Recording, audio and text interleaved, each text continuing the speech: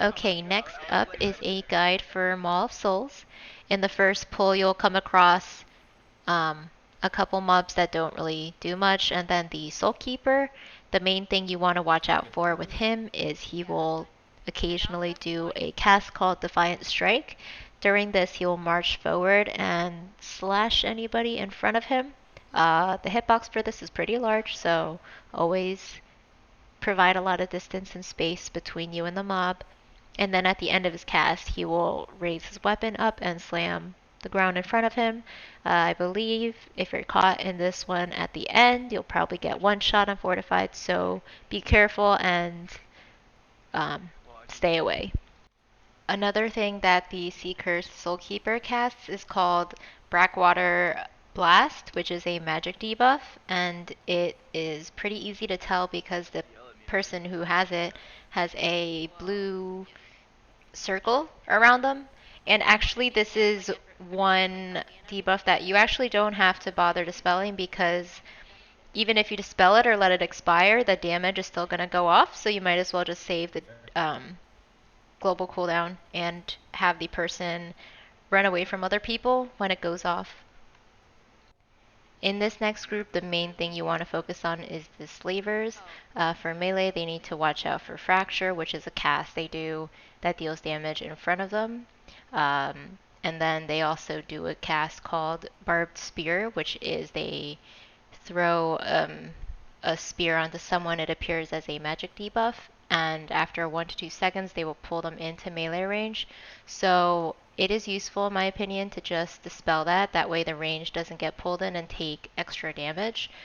And if you notice that your healer just dispelled it, then you can always mass dispel somebody else if they have the debuff applied onto them.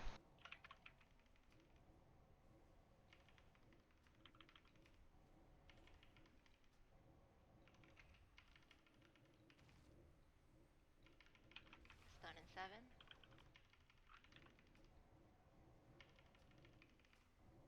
Okay, stunning soon. Now.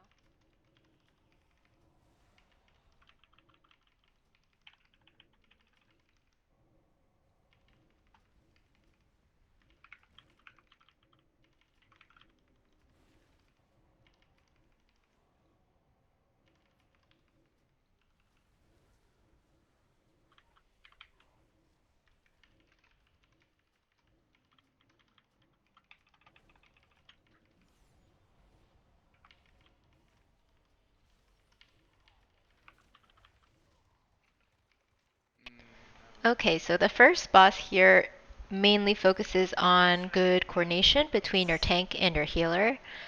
He does a cast called Dark Slash, which hits very hard and will need a cooldown for every time he uses it. So the tank and healer should try their best to never override each other's cooldowns um, in order to make sure that they have one for every single cast that he does. Something that I believe BM hunters or any pet class can do is they can have their pet taunt right before he's about to cast it, and then the tank would avoid taking that damage.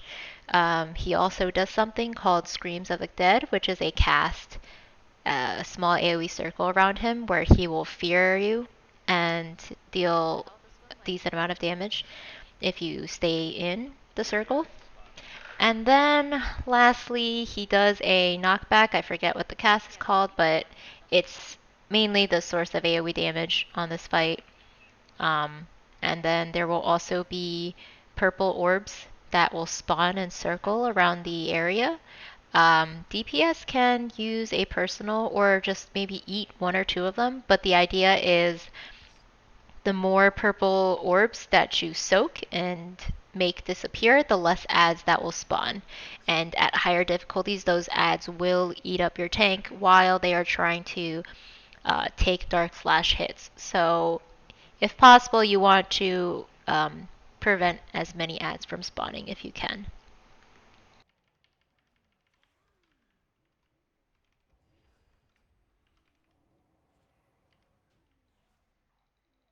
No bug. Um, Oh, thank God. Okay, the first mob that you'll come across in the boat is called the Waterlogged Soul Guard, and as far as I know, the main thing that you have to watch out for is a cast called 6 Pound Barrel, where they roll a barrel at you, and if you get hit by that, you kind of get knocked back and take damage. Um, they are pretty large, so they're not hard to see, and you should avoid them if possible. I miss when they were like super tiny. I think so.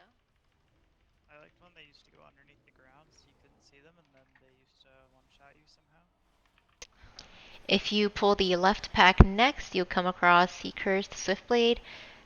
They have two abilities. One is where they become untargetable and then reappear as ghosts next to party members. And then after a second or two, they will do an attack in a frontal area, so you just want to move away from that. And then another is when they gain a buff. I'm not sure what it's called, but it basically makes your spells and attacks become deflected. There's a chance for that, and I believe it's a high chance. So usually when I see them with these buffs, I try my best to dispel it. Usually after 1 to 2 dispels, if it doesn't come off, I just kind of switch targets to whichever one of them don't have the buff, because um, if you spend the entire duration of this buff trying to dispel it off, I feel like it's a waste. I do think it is worth trying at least once to dispel it off, because if you get it off, then everybody that's targeting that um, mob won't have their spells be deflected, and I think that could be helpful. So, if possible, definitely try to dispel it off. Next here we pulled the Shroud Hounds, and they're nothing special except after a couple seconds they will leap at somebody and deal damage, so there is the unfortunate circumstance where if they choose the same target and maybe 2 to 3 leap at you, then you will die, but aside from that, they don't really do anything else. Watch out for Slaver's Eye. Okay.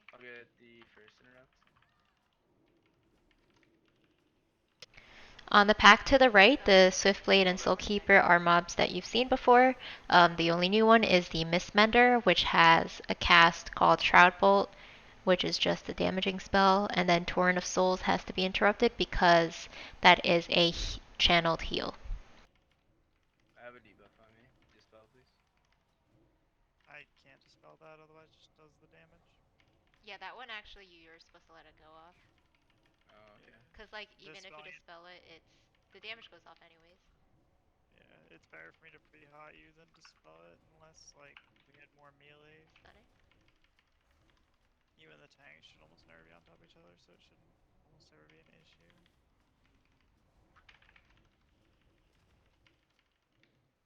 Oh, he's Probably right here. done this thing. But he has no mana. Wait, wait. Yeah, no, don't, Hey, don't. hey.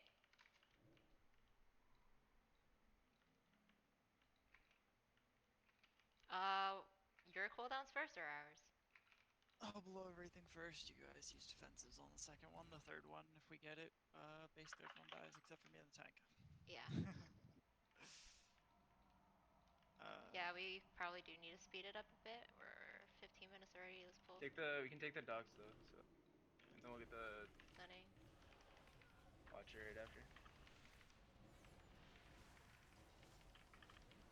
Yeah, let's try to get straight into the Watcher so I have more. The Night Watch Mariner is actually pretty tough on both Fortified and Tyrannical, so you're going to have to coordinate with your healer on which channel you pop a cooldown. So in this video, the healer used their healing cooldowns on the first channel, so DPS didn't have to use a personal.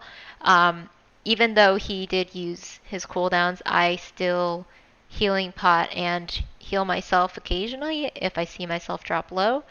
And then on the second cast, I just use Dispersion. The next mob you come across is the Grimewalker, and he is pretty easy. All the tank has to do is face him away from the rest of the group because he does a cast called Bile Breath where he'll spit stuff in front of him. and then after a while the ground will be covered. So he'll have to also move the mob around to ensure that melee aren't forced to stand in any bad areas. Oh, I'm cross locked because the game lag.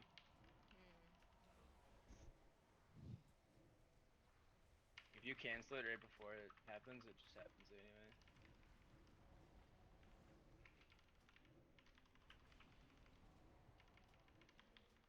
Um,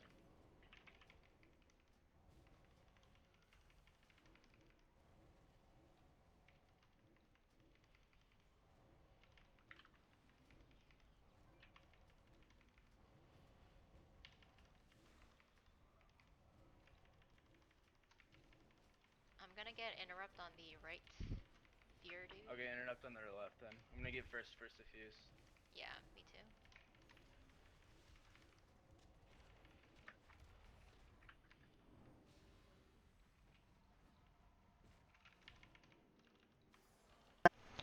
After that, you'll come across two champions. They do hit pretty hard on fortified, so the tank and healer should watch out a bit on that. And then they will do a cast that will have to be interrupted because it is a AoE fear if that goes off. Usually what we do is Oh, we I'll let get people next. with Sefus interrupt first, that way they can get their haste buff. I'll get Lightman.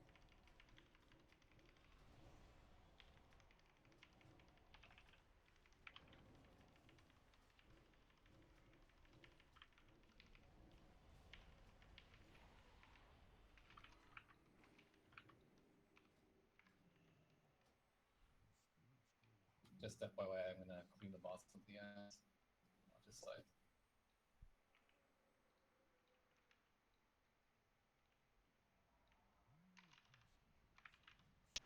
The second boss is actually pretty tough, so you'll have to make sure you are pretty aware of everything that's going on around you. The main thing you need to watch out for is called Cosmic Scythe. He'll pretty much raise his scythe in front of him in a random direction and throw it down. On Tyrannical, it will one shot you or bring you extremely low, so you really need to avoid getting hit by that. Um, the hitbox on it is also kind of large, so even if you're standing behind him but kind of inside his model, you'll count as getting hit. I'll get first. He'll also spawn an ad called the Shackled Servitor. His casts will need to be interrupted. If they go off, they do AoE damage to the party, and it's pretty hard hitting. Um, Usually, at most, it only gets one cast that needs to be interrupted off, and then by the time it's casting the second, it should be nearly dead. Everyone should be switching to it. He will also do a channel onto a random party member that stuns them, and then it'll spawn four ads that will start walking Yeah, I got outwards first round. towards the walls. They also deal shadow damage to everybody, and it increases the longer they are alive. When they spawn, it would be ideal for somebody in the party to stun them and AoE them down as soon as possible. He also spawns purple zones around the area that you don't want to be standing in. You actually should move as soon as possible when you see it spawning underneath you, because if you don't move instantly, you'll pretty much take damage from it, and that should just be avoidable damage that you don't want to take. But you should pretty much expect the cosmic slice semi-frequently.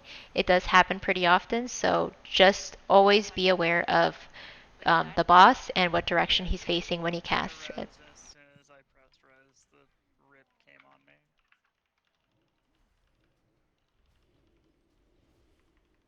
Can you Typhoon next cast if it goes up? I can't type in. Alright. The tank's probably gonna have to get it then. You have to burn the shit out of those tanks. I'm stunning them.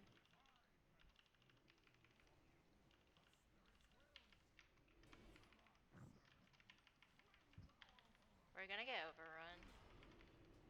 I got that. Okay, I'm gonna get next.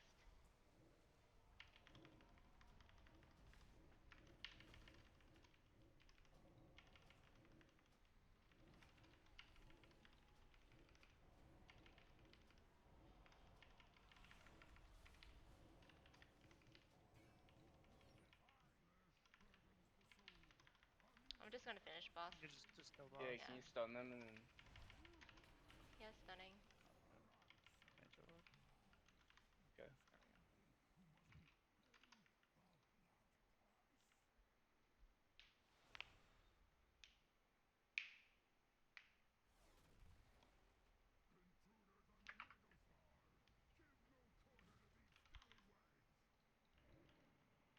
Are we just gonna do one champion at a time, or you wanna take both? We should get both. No, the Mariner don't. Oh, it's super scary. I'll get the one that we pulled far away. Okay. I'll get star. Focus the one. I'm gonna get star. Got it. Got next one to Okay, someone else get the next far one.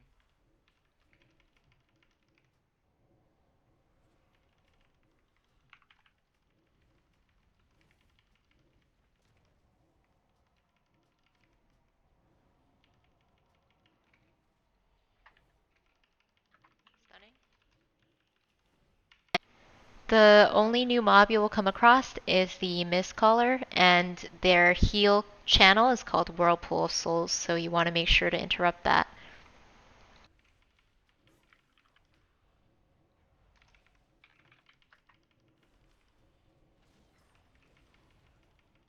Stun in 8.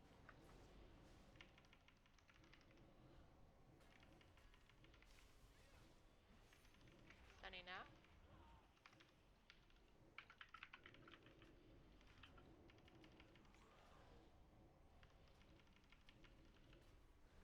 Finish off the Mender and Callers.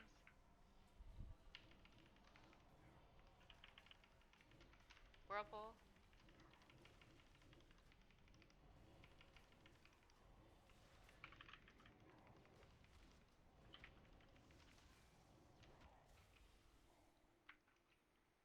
Where's Lantern get at? He's walking back. We can pull these. Yeah. Tank, get the champion. We'll get the Mist Caller. Okay. Fuck. Stunning.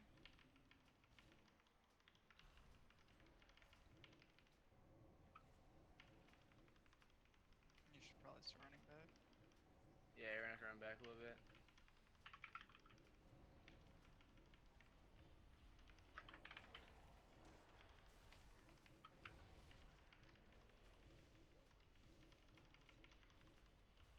Oh, I'm coming up.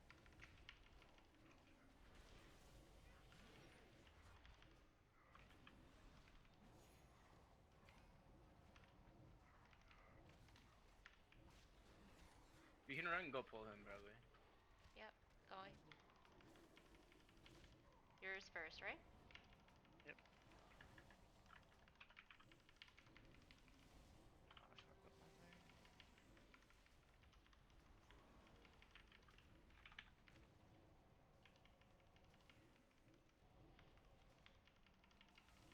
Dispersing.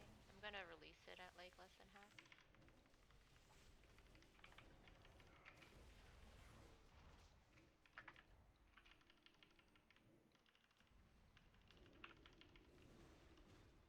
Stunning.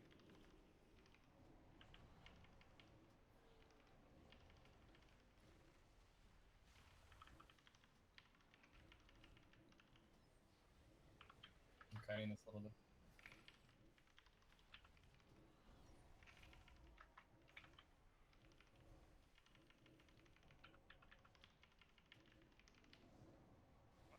Tank's down. Tank's down. Right back. Yep. Stunning.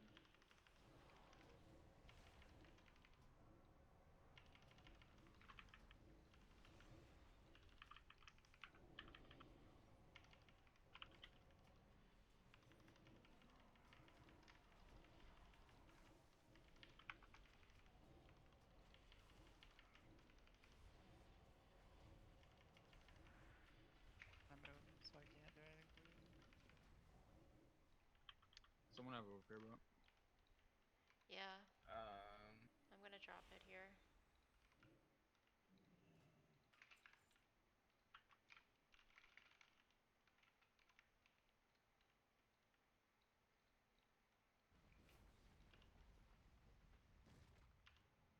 right before the last boss, you'll come across a mini boss who also has small ads that show up along with him. The main things you need to watch out for is called Give No Quarter and then Debilitating Shout. So Give No Quarter is actually extremely easy to avoid. He's basically going to target somebody and then cast it, and at the same time, there will be a visual indicator of him and the direction he's going to be going. So there's going to be like ghost apparitions that are kind of faded, but it's going to be in the direction that he's going to end up going. So basically, he targets somebody, he casts it, you see a visual indicator, and at the end of it, he dashes towards them and he reappears where they were, and then do an AoE slash. On Fortified, this pretty much one-shots you, but really, if you move the second that he starts showing it, and I think you have kind of a generous amount of time to move, then you should really never get hit by it. This can also target melee though, so you want to watch out for that. And after he casts it every time, he will do Debilitating Shout, which is an AoE debuff. I believe it reduces your health by X%. And usually when this goes off, I mass dispel it if nobody managed to interrupt it. And then he really just repeats this over and over again until he's dead. What I like to do is I always like to stun the ads on cooldown. That way I get my Sefu's proc. And when he's dead, you want to make sure that your forces are at 100% before you jump down, because otherwise I think you'll have to kill yourself to get back on top of the boat to kill other mobs. But once he is dead and you have 100% enemy forces, just jump down and the ads will de-aggro eventually. And then the last boss is Helia. I personally feel that the first phase is more difficult than the second phase. So in the first phase, there will be Destructor Tentacles and Grasping Tentacles that show up. Just dot up the Grasping Tentacles and then focus on the Destructor because it needs to be killed as soon as possible. The tank needs to grab aggro pretty much immediately, because if there's nothing in range of it to melee, it's going to smash the boat and deal AoE damage to everyone in the party. It also applies a bleed to the tank that is stacking the longer it stays alive, so eventually it becomes very difficult to heal. That's why it needs to die as soon as possible. Also, she casts something called Brackwater Barrage. The easiest way to tell which side of the boat this is going to land on is you look at her model and you see which arm she's holding up. And there's also going to be a green glowy thing in her hand. So whichever arm is being held up, that is the same side where the damage is going to be applied. So you want to stand on the opposite side. Once you kill 6 tentacles, she is going to move on to phase 2. She also applies a magic debuff on a random party member. This should be dispelled immediately because if you dispel it immediately, it deals damage and leaves something underneath that needs to be moved out of. If you stand in it, you're probably going to be one shot on Tyrannical Week. And also just, if you leave the debuff on, it deals damage as a dot, and then once it expires, it will also deal more damage. So basically the person who has it will take more damage if you don't dispel it immediately. Also, you'll probably be overrun with debuffs if you are not on top of it. And I guess one more quick tip that I would like to say for phase 1 is for ranged or DPS, try to hug the sides of the boat because the destructor tentacles spawn in the central areas of the boat, and sometimes you can get unlucky and they can spawn underneath you, and then the knockback damage that is dealt to you is really massive. So if they spawn under you and randomly knock you into another hole in the boat, you're going to die immediately, and that's just unlucky. So you can do your part to avoid this happening by just hugging the sides of the boat because the tentacles will never spawn on the edges. And then for phase 2, there will be 2 main things you want to focus on. The magic debuff is still going out, but overall the healing in this phase is pretty light. She's going to be doing a cast called Torrent. As usual, you want to let Sefu's users interrupt first, so they get their haste buff, and you should coordinate to never let this cast go off. If it does, it deals AoE damage to the party, and a pretty large amount of it. So make sure that cast doesn't go off, and then she will cast 3 Corrupted Bellows before she submerges. I guess it kind of takes practice for something like this, but there are 3 sections of the boat that she will cast it on. And you really just have to pay attention to what direction she's facing. Um, I, I usually just look at her face, not so much her hips, but um, just basically if she's looking centrally, you just move out of the center. In my opinion, the best place to stand for this fight is always in the center, because if she casts it to the right or to the left, you never have to move. So the only time you have to move is if she casts it in the middle.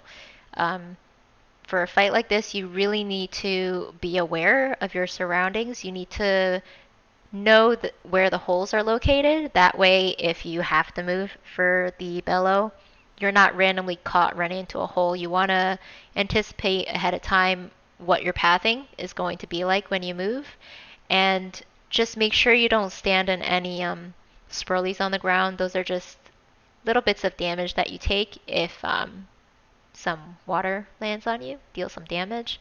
But um, if she does submerge, then there's just going to be a short phase where more holes spawn. Um, the water swirlies are going off, and I tend to hug the boat also for this. That way I don't get randomly stuck getting hit by a hole that spawns and taking damage from that. And then when she reemerges, it's the exact same fight until you kill her.